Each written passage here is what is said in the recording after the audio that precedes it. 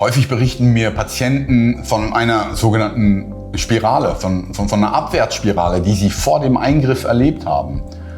Schnarchen, eingeschränkte Schlafqualität, die Familie ist beeinträchtigt, die Aktivität ist beeinträchtigt, Patient kommt nach der Arbeit, wenn er überhaupt den Antrieb für die Arbeit findet, kommt nach Hause, hat keine Zeit, keinen Antrieb, keine Kraft mehr, dann auch etwas zu unternehmen und das Ganze verstärkt sich wie ein Teufelskreislauf.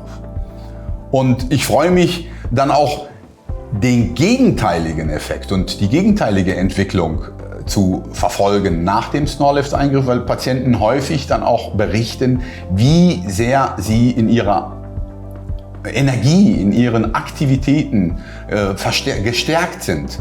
Das Schlafen im Schlafzimmer, in einem gemeinsamen Schlafzimmer ist wieder möglich. Die Aufnahme von sportlichen Tätigkeiten, was natürlich auch mit sich zieht, dass eine Gewichtsabnahme, das Selbstbewusstsein wird gestärkt. Und das sind Punkte, die mich im Besonderen freuen. Jeder Tag, an dem du schlecht schläfst, ist verlorene Lebensqualität, ist verlorene Zeit an der Familie.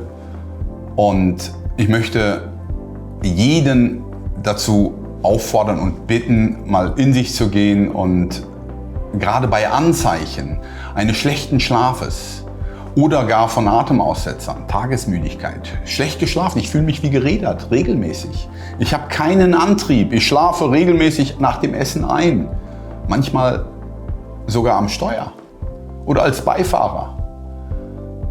Dann bitte das als Alarmsignal wahrnehmen und den nächstgelegenen qualifizierten Arzt aufsuchen.